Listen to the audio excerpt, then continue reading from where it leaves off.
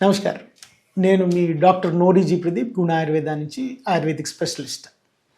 ఇవాళ మనందరం ఒక అద్భుతమైన ఒక టాపిక్ తీసుకుందాం. ఏంటంటే అది నరాల బలహీనత.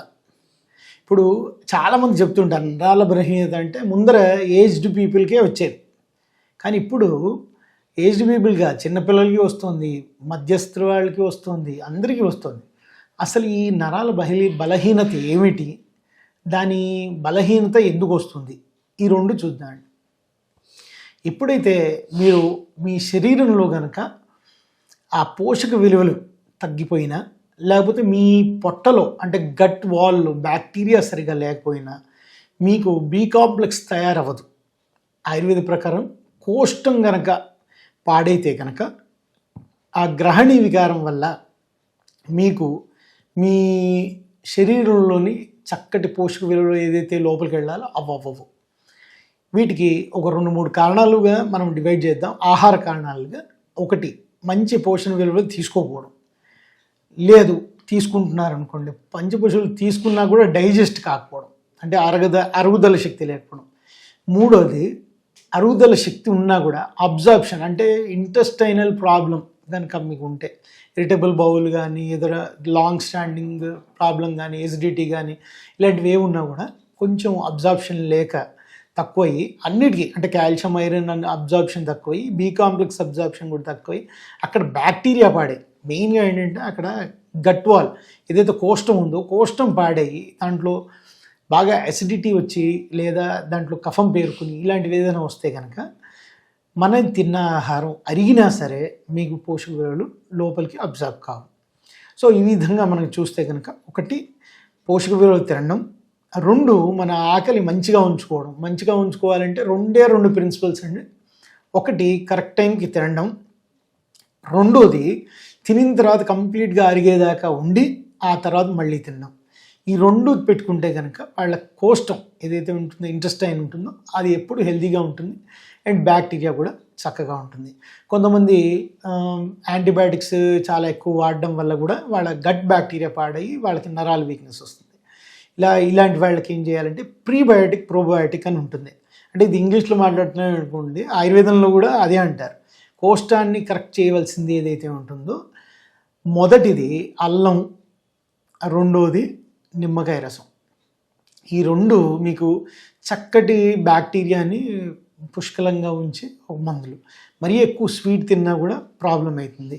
కాబట్టి మీరు ఎప్పుడైతే కరెక్ట్గా ఆహార విలువలు పాటిస్తుంటారో, ఇంటేక్ ఆఫ్ ఆహార విలువ ఏదైతే ఉంటుందో అది చాలా చక్కగా మీకు న్యూట్రిషన్ ఇస్తుంది. అలాగే 2ది, అరుగుదల శక్తి అల్లంతోనే సెట్ అవుతుంది. కాబట్టి 3ది మీకు అన్నిటికంటే అద్భుతమైంది. అందరూ ఏమనుకుంటారంటే మామూలుగా ఆటల్లో అరటిపండు అని లేకపోతే పులుసులో కరివేపాకు అని అంటూ ఉంటారు కదా, వేస్ట్ దాన్ని. కానీ అన్నిటికంటే ఇంపార్టెంట్దే ఇది. ఏదైతే కరివేపాకు ఉందో, కరివేపాకు అంటే నల్లగా ఉండే వేపాకు లాంటిది. వేపాకు అంత మంచిది ఆ కరివేపాకు. ఆ కరివేపాకు కనుక మీరు తింటే చాలామందికి, నేను ఎన్నో బి కాంప్లెక్స్ తింటున్నాను, ఎన్నో చేస్తున్నాను, అన్నీ పోషక విలువలు తింటాను కానీ నాకు నీరసం తగ్గట్లేదు అన్న వాళ్ళకి ఈ కరివేపాకు అద్భుతమైన మందు. కరివేపాకు ఒకటి. 2ది మొరింగా అంటే మునగాకు. ఈ 2తో కారపొడి చేసుకునో లేకపోతే పప్పులో వేసుకోవడము, అది ప్రత్యేకంగా ఒక 1/2 చెంచాడు దాకా రోజు తినగలిగితే కనుక మీకు నరాల వీక్నెస్ తగ్గుతుంది. ఇలా మనం దీనికి డిఫరెన్షియేట్ చేస్తే, అంటే ఏమి తింటే నరాలు వీక్గా అవ్వకుండా ఉంటాయి, మన నరాలు దేంతో తయారైతే అనేది మీకు తెలియాలి. నరాలు 3 కార్బోహైడ్రేట్, ప్రోటీన్, ఇంకా ఫ్యాట్, ఈ 3తోనూ తయారవుతాయండి నరాలు. దానికి వచ్చే ఎనర్జీ కూడా అలానే ఉంటుంది. కాబట్టి మీరు ప్రత్యేకంగా మీ సమతుల్యంలో ఈ ఫ్యాట్స్, ప్రోటీన్స్, ఇంకా కార్బోహైడ్రేట్స్ సరిగా తినాలి. ప్రోటీన్స్లో మెయిన్గా నాన్ వెజ్ వాళ్ళు అయితే కనుక బాగా చక్కటి అంటే ఆర్గానిక్ మీట్ లాంటిది తీసుకుంటే కనుక వాళ్ళు బాగుంటుంది.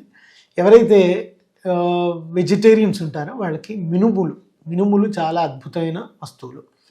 మినుములు చేసినంత మంచి వేరే చేయదు. అలాగే రాజమినుములు అంటారు, అంటే రాజ్మా అంటారు కదా, అలాంటివి కూడా ఏదైతే చిక్కుడుకాయతో సంబంధించిన గింజలు ఉంటాయో వాటితో కనుక మీరు మంచి ఆహారాలు కొంచెం మంచి ఐటమ్స్ తయారు చేసుకుని తింటే కనుక రెగ్యులర్గా వారానికి ఒకసారి అయినా సరే తింటే మీ నరాల వీక్నెస్ ఉండదు.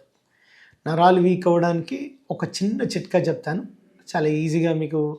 అశ్వగంధ అనేది ఒక మందు దొరుకుతుందండి. పేరు లేని వ్యాధికి పెన్నేరుగడ్డ అని ఒక ప్రిన్సిపల్.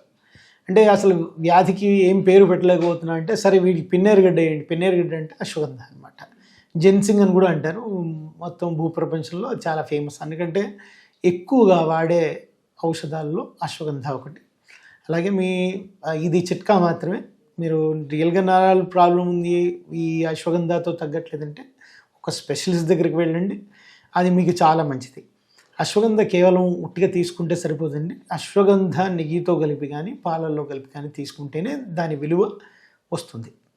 అలాగే మీరు ఇంకా ఏమన్నా మీకు దీంట్లో సలహాలు కావాల్సిన డాక్టర్ స్పెషలిస్ట్ని సంప్రదించాలి అనుకున్నా కూడా ఈ కింది ఇచ్చిన నెంబర్కి ఫోన్ చేసి మీరు కన్సల్టేషన్కి రావచ్చు. గుణ ఆయుర్వేద హైదరాబాద్లో చాలా చోట్ల ఉంది. సూరత్లో ఉంది, మద్రాస్లో ఉంది, మీకు చెన్నైలో ఉంది, ఇంకా విశాఖపట్నంలో కూడా ఉంది. ఇలా మీరు ఎక్కడికైనా మా సెంటర్కి వచ్చి మీరు మా కన్సల్టేషన్ తీసుకోవచ్చు. నమస్కారం.